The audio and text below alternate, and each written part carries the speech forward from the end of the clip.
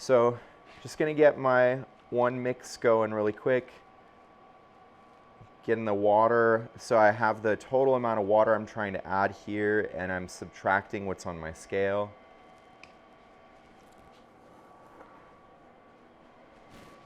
Getting into the bowl.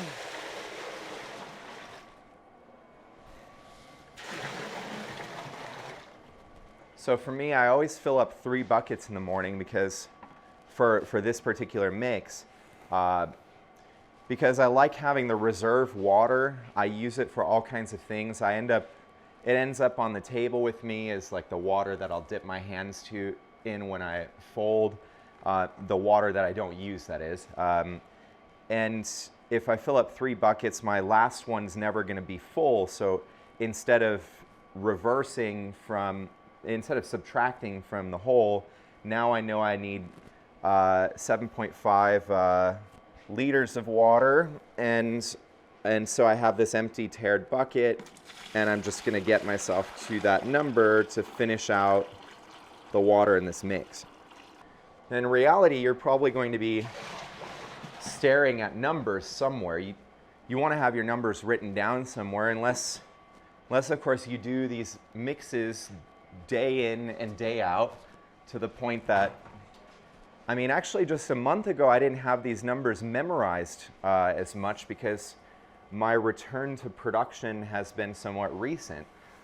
In some ways I feel like I'm a rusty baker these days, and I'm dusting off that rust, or I don't know what you do with rust to get it off, really, in reality, not something I'm familiar with, but I'm getting rid of that, and each day just kind of gaining confidence as I spend more time in here. It's been about a month since I sort of returned.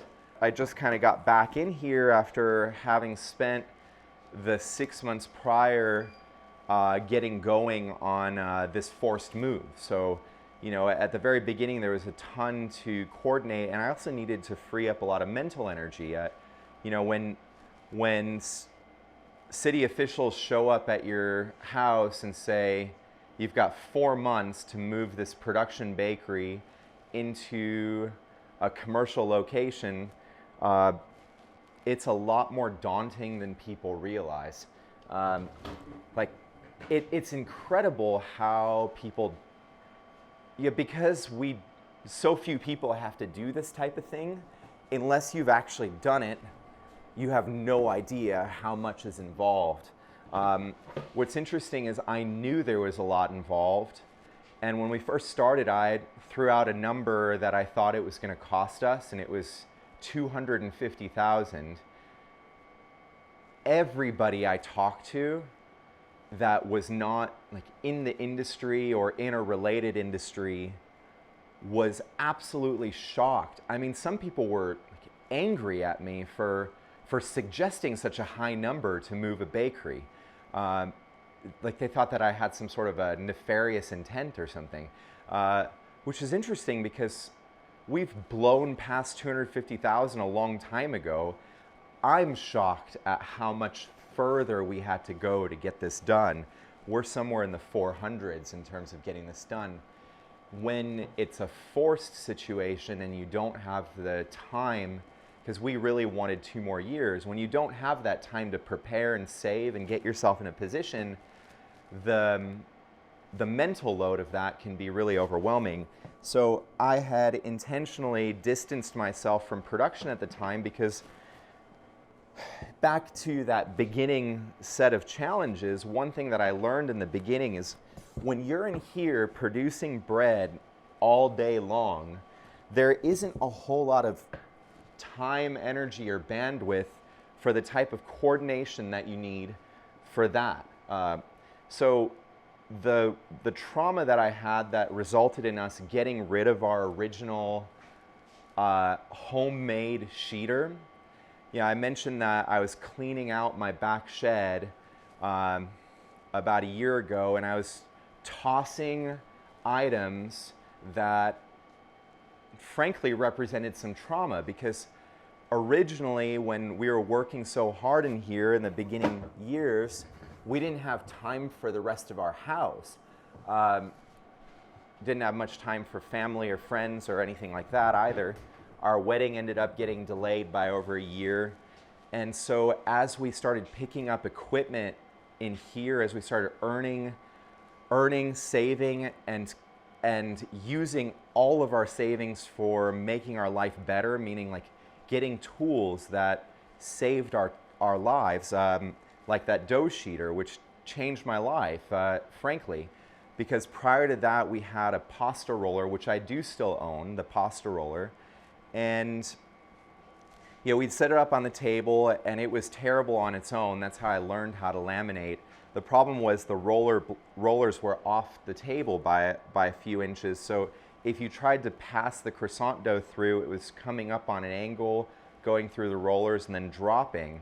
That was a big problem because when you're rolling the croissant dough through, the top rolled more than the bottom because it went into the rollers not even. And so the way that my dad and I solved that problem, originally I solved it in a very makeshift way. I took sheet trays and stacked them up to where it was even, and then I took a wooden board and I was passing it through.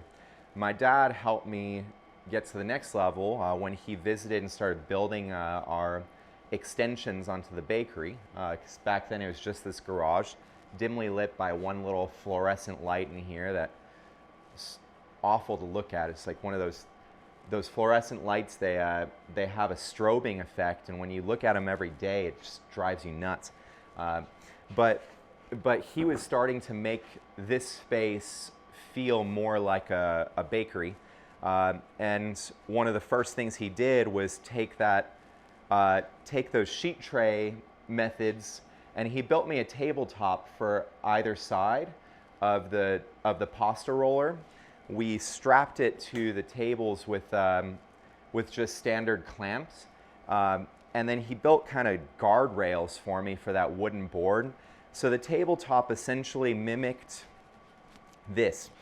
And if you go back into our Instagram feed, you'll see it. You'll see the wooden tabletop that's sitting on either side of the rollers. And basically we would pass the wooden board through and hand crank the pastries. We can only work with half the amount of dough at a time. And of course the process was far more laborious, far less precise. Well, far less precise by the machine, I should say. So it was impossible to teach anybody. To get somebody to the same sort of consistency that I had, because I had sort of a feel for the whole process, having done it 40 hours a week, literally. So it took I tried once to train somebody, and 6 months later, they still weren't quite producing the same results as me, and so I just stayed there. So for a year, I was just on croissants. That was all I did. I used to joke that I was becoming a croissant. So anyway, today we're going to get back there, and over the next couple months, I'm probably going to spend a little bit more time there. We are grooming a new person to lead our pastry world in our new space, and he's been with us now for a year, but he's just shown incredible talent for pastry. We think he's going to be incredible if he chooses to continue. He's one of the people that we brought on our team during the first COVID outbreak. A lot of people came from all kinds of places to us at that time because people were getting furloughed and we needed help. What's interesting is we currently find ourselves in the exact opposite position where we are drowning under all of this expense related to moving. Also, the final January surge that we had really did dip our business performance. So right ahead of our move, we unfortunately just had to lay off a number of people. It's been a really rough week in that regard. We hope to bring some of these folks back when we move, but right now it's just a little bit of a precarious financial situation for us where every single dollar that we can save, it's not just convenience, or it's not just, certainly not lining our pocketbooks, because I don't know when that's going to happen, but maybe sometime in the future. But right now, it's really just survival. Every dollar is needed because we are still very short of what we need to pay over the next 60 days. In the next 60 days, we owe over $140,000 on this construction. And we found ourselves, after that last surge, dipping to the red with our core business, which is, you can't both be burning hundreds of thousands on construction and be losing money on the core business. So we had no choice. I mean, that was just where we were at. So it's a rough situation, especially when you consider folks like Emerald are now furloughed. Somebody as valuable to our team. I mean, you guys scroll through our feed and you'll see videos that she's been on. Just an incredible talent. Somebody unlike any other bakery has, really, in terms of just the artistic ability that she has and the creative talent. Her creativity and artistic ability are so vital to us in normal circumstances, and then in survival mode, we have to cut to just pure productivity. So meanwhile, I'm still working with Emerald. We've been in contact every day this week, and she's going through all the emotions associated with being one of our most senior crew members and being faced with a furlough. But we have an interesting opportunity for her to develop over the next few months, and we're really hoping that we can work with her there, because I think it's very well suited for her creative energy, and it's something that if we can work on together over the next couple months, we can get going on it in our new location faster, and I think she'll be our lead in it. But it's something that we're having to work on with her on unemployment right now, and we're really thankful that there is such a program right now. No one around here was on enhanced unemployment as the whole world was. Well, as the whole country seemed to be. Not that, I shouldn't say the whole country. So many essential workers stayed at work, were on the front lines, were risking everything to serve their communities, including everybody around here, which was part of why it was so devastating to, I mean, I was a wreck a few days ago, and yesterday's crazy saga. I mean, life here moves so fast that a few days ago already seems like so much has happened since that moment. And I am thankful that the entirety of the team that we had to furlough or lay off has been incredibly gracious and understanding. And I'm also thankful that there's a lifeline for them, where I'm not just kicking them to the curb, and at least there's some sort of programs out there that can help supplement some of their income. And we're still in regular contact with everybody to help them out through this time, and to also discuss future opportunities. So it's one of those things where folks like Emerald, I'm really hoping that they can start thinking about the future, because 60 days is going to go by really fast, and as soon as we hurdle this giant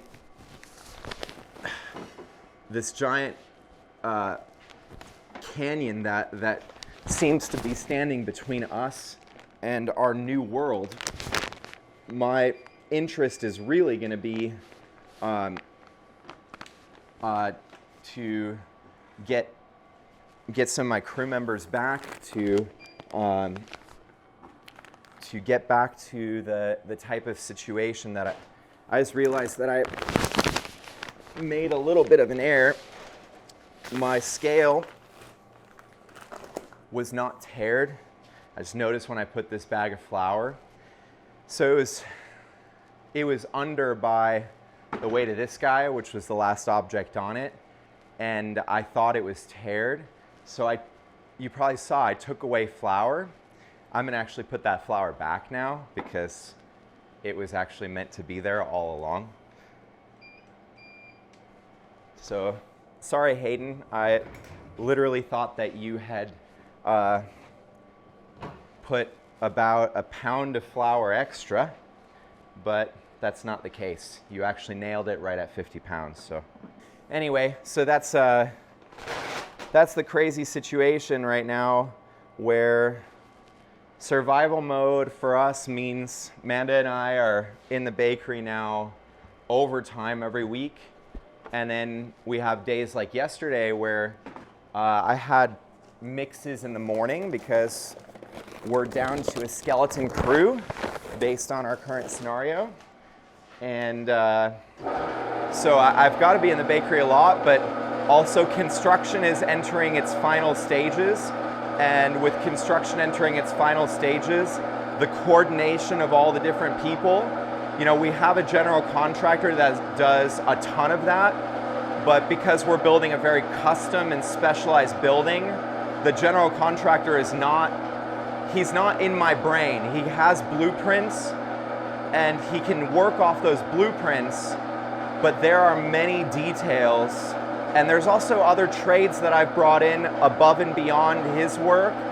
And I've got to be the superintendent of my general contractor and his team, my person that's doing countertop work, the person who's building our custom proofer, my painter, because if you scroll back to December, we learned that we had to refinish that whole ceiling in our new space because of the county, which originally wanted us to drop the ceiling, but we negotiated so that we could just paint it. So I brought in my own painter because it wasn't a part of our original quote. So we're also like trying to keep this on it. It's funny, $400,000, but it's a shoestring $400,000. Not on the equipment. We have invested in beautiful equipment that will serve us for decades to come. But when it comes to the way that we've assembled the rest of the bakery, I'm still very much doing a ton on the construction so that we save money, because if you try to pay somebody for the brain work of coordinating all of this, that alone costs a lot. You're getting into sort of like specialized architecture. And so we've been working with people where I have to really invest a lot of brain power, which is why I haven't been in the bakery as much. But right now, in these last 60 days, Amanda and I just have to get it done. Those 20-hour days are going to be regular for a minute because there's no way forward other than that. So we're getting the auto lease started right now. I've got most of the ingredients for the auto lease. My last bit of flour is right here.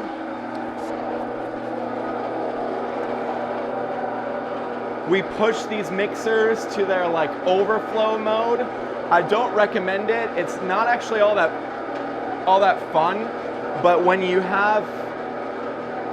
exceed the resources that you have and you no longer have the ability to upgrade because this space simply can't accommodate anything bigger, you have to kind of improvise. So when I put this last bit of flour in, it will start kicking up out of the bowl when I'm in my incorporation direction. So typically I'll rotate this thing clockwise to incorporate, but because we're filling it so much, I've got to improvise and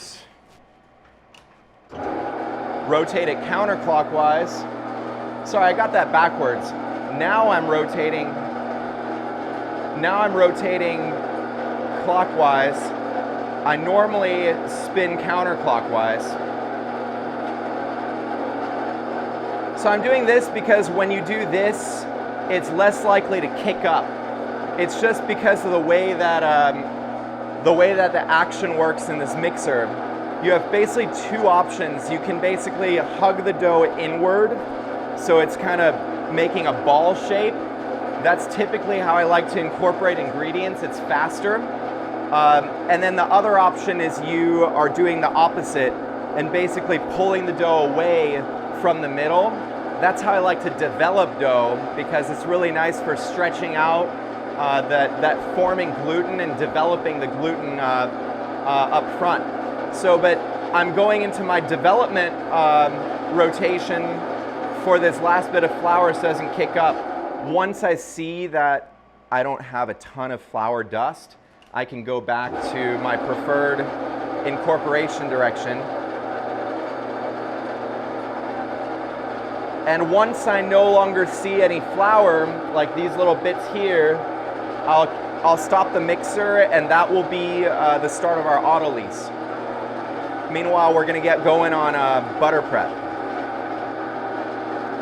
So we're pretty much there. I want that last little few bits. They're like quarter-size bits. That's a pretty good spot. Last thing to complete the auto lease. Just gonna get this dough scraper wet and clean up the sides of the bowl. One, so that we don't end up with clumps in our final dough, and two, so that when I clean this bowl, it's a little easier.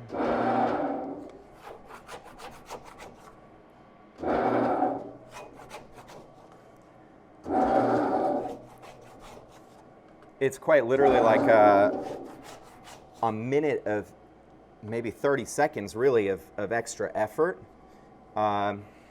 for a savings of 15 minutes later on when it comes to trying to scrape off really dry dough on the, maybe 15 minutes an exaggeration, but it really is a time savings to keep your bowl scraped down. So I'm taking a look at the time. I always will habitually, hey Cecily, I always will habitually look at the time, make sure that we give this auto lease a minimum of 20 minutes, but really we can give it a maximum of 2 hours. And I love the 1 hour sweet spot, but rarely do we have the luxury of an hour. So typically I'll try to at least push to 30 minutes. If I'm in a great hurry, then 20 minutes is okay. Industrial food by definition has just been cheapened and made so accessible. I mean, how much waste does a typical supermarket have? You know how much waste our local grocery store on Main Street has? Right now it's minimal, and soon it's going to be absolutely zero, because that's one of the things that we're focused on. And similarly, you know, when it comes, it's not really about waste, it's about quality. When something's of a higher value, of a higher quality, of a higher price tag, it naturally causes you to reflect more on it. But anybody that says, oh, your croissant should cost $1, well, obviously they shouldn't, just by this process. But what happens when food is cheap, when food is not something that we have to sacrifice any of our meaningful resources for, is exactly that. It's like you just shove it down and don't think twice of it. It just becomes a matter of function and not a matter of enjoyment. And I think that food really is supposed to serve both. Yes, it's a matter of nourishment, but you know, if you look at the origins of food, hunting and gathering in nature provides so much variety and so much complexity. You know, there's not just one kind of fruit tree that sort of most efficiently and it produces fruit. And what's interesting is nature has this balance of of not creating total efficiency, because in total efficiency, you're robbing something. I think that's what people don't really get, is the more efficient, the more scaled up, the more industrial a process becomes, the more trade-offs happen. This bakery has also scaled up by necessity, because we can't be the artisans of old that made a few loaves of bread for their street, for their tribe, for their community.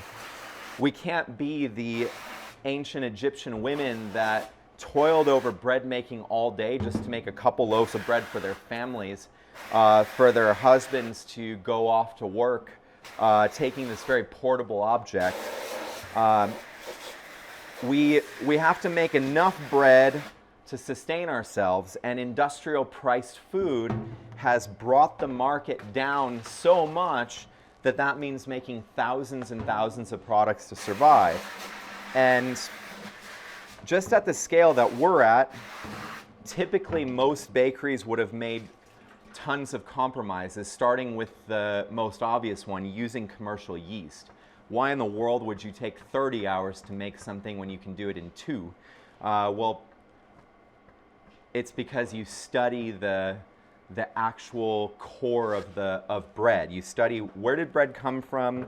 Why was it something that we used as a staple nourishment for thousands of years, and why is it all of a sudden something that the whole world is rebelling against?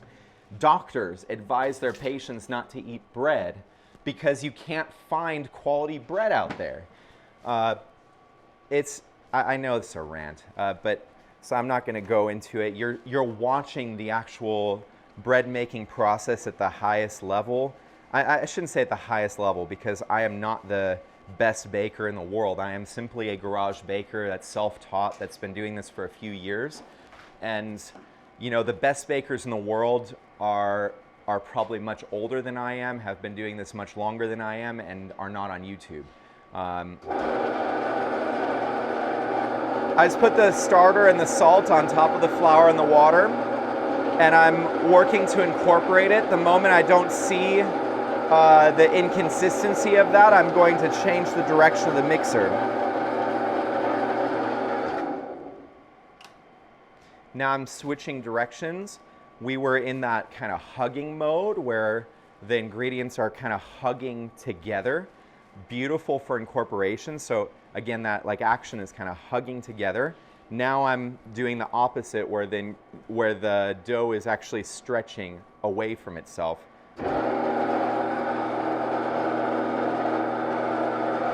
And you can start seeing that in the middle with the dough hook. There's still some incorporation to be done. And once that's done, you're going to start seeing the dough hook stretch the dough. The bassinage water. So I'm not going to put this water in until I see a unified mix. And I also see some strength. We're very close now. I'll probably spin it for anywhere between 30 seconds and a minute right now. So I'm going to take our first one now. Going to notice that the dough sort of falls apart again. The whole thing changes again. And it's going to take it probably about 60 seconds to come back together, at which point I can add another one. Once you've worked with a lot of dough, and unfortunately I don't think that you can really shortcut this process. Maybe you can just watching all these YouTube videos, because you can sort of stand up on the shoulders of the people that have already done this if you truly apply the logic. It's why I don't really go into recipes and formulas. That's a distraction. You have to know that me sharing recipes and really quick, like do this, do this, do this, do this, is actually distracting from your learning, because it's really about building a relationship with the dough. At first, you're naturally going to be hesitant, you're naturally going to be insecure, you're naturally going to lack confidence when it comes to dealing with the dough. And so you're not going to be willing to go past what you first learned. If I tell you do this formula this way, do this amount of time, you're probably going to be stuck there for a while because you haven't built a relationship with dough in many cases. But I was very scared to do this process, this bassnage process. It took me years to get to this because, you know, I had something that was working, and this is valuable. There's 120 loaves in here that I'm trying to sell for $7. So I'm working with, you know, an $800 mix. So the idea of disturbing it with water and not knowing the result, you know, is a little bit of a risk. It's kind of like I felt yesterday when we were lifting with a forklift a $45,000 object that was 3,500 pounds, and I was watching it wobble on the forklift and literally seeing 5 years of debt hanging in the balance that I have to pay either way, whether it works or not. I've got to pay for it. If I drop it, oh my goodness, never actually get to use it. Can you imagine a mortgage of debt that you never actually get to use? That was the nerves that I was facing yesterday. That's why when the actual ovens ended up in the garage of the new location safely, I don't care that it was a 20-hour day. I just care that the $90,000 of ovens that are all debt. I mean, I don't have $90,000 right now, so all debt are safe, and I'll actually get to use them, hopefully. Fingers crossed, because they're not assembled yet. The next step is people flying out from the distributor that sold these to me and literally building them from the floor up in our new space, because they definitely don't fit through the door fully assembled. As you have heard now in brief, they don't even fit onto my, what I thought was a big box truck in parts.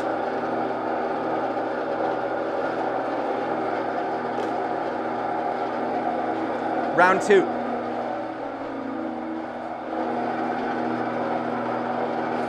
We really have to start acknowledging that everything is connected. You know, if we allow all the bees to die, which is actually happening, my daughter Kira, who you've heard about because of her rare disease, Friedreich's ataxia, well, she was riding her tricycle back from school yesterday, and she noticed along the stretch, just a 1 mile stretch, she found, she said 12 or so dead bees. And so we were telling her about colony collapse disorder, this phenomenon that's happening around the world where bees are just dying in large droves.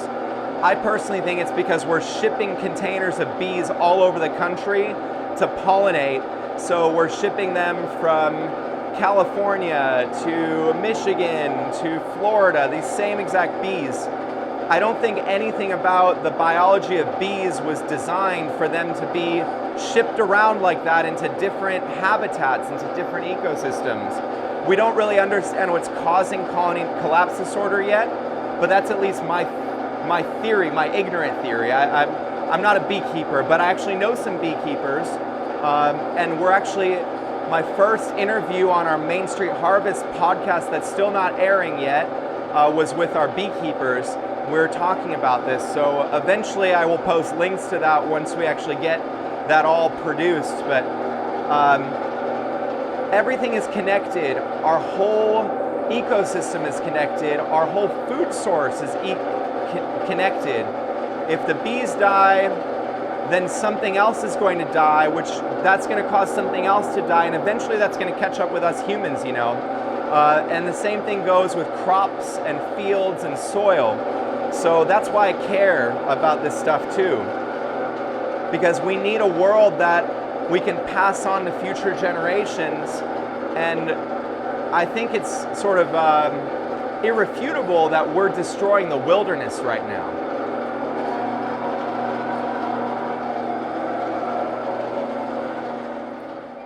My scale stopped tearing last week, so every time I want to tear it, I have to turn it off and turn it back on.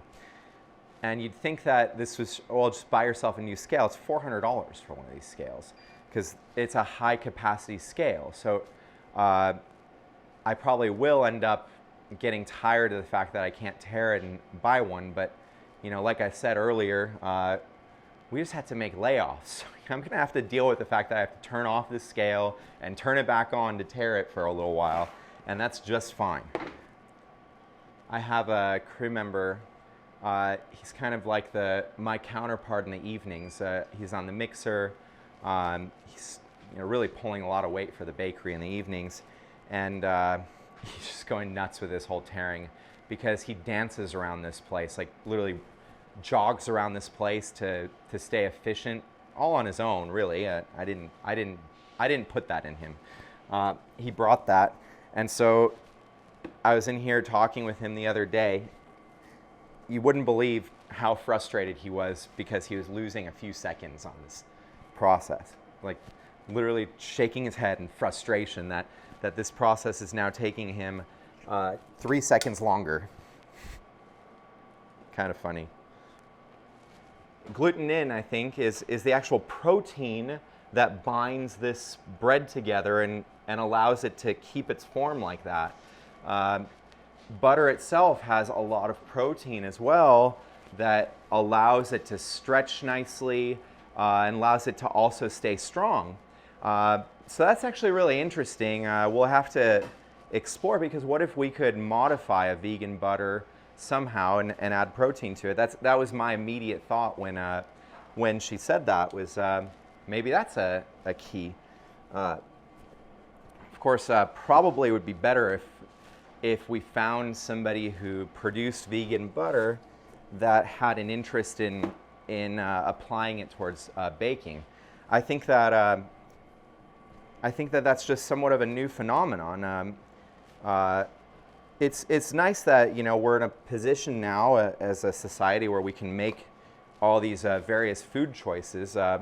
Often Cecily, who's our resident vegan, and I have discussions on this because she's really done her research and done her homework. So she would agree with some of the hunters that I know that it's very hard to get all the calories that you need as a vegan, and today's society allows for that because we buy our food. But if you were out hunting and gathering, meat would be essential because you'd burn too many calories to try to consume just plants. In other words, the effort of collecting plants would outweigh the calories that you can consume in the plants to get enough calories to survive. So, but now that we don't have to hunt and gather for our food, we can make these unique food choices based on our own individual desires, and so that's interesting, because I think it's important that no matter what choices we make, we're talking about dietary choices. I think it is important to examine the context. It's all the way back to what I talk about regularly in this, and I think it applies to a lot more than just bread. That's historical usage, historical precedent matters. It's important to look at everything that you're doing and examine what was historically normal so that you can truly understand. It's important to not allow beliefs to get so extreme that you forget what brought about possibility in the first place. So, for somebody to have a particular feeling about something or a particular belief system and to judge another who has a different belief system, well, it might turn out that that while like the former person's belief system or choices could be in a modern world argued as better, let's say, or whatever, well, there might be some historical precedent that actually causes the other person to feel the way that they are. So it's I think it's very important to examine history, examine context and everything, and that's exactly why I've been interested in making bread in this way, because we've only been making bread the other way for a little over 100 years, yet we've been making bread this way for 14,000 years in terms of the oldest fossilized bread to ever be found.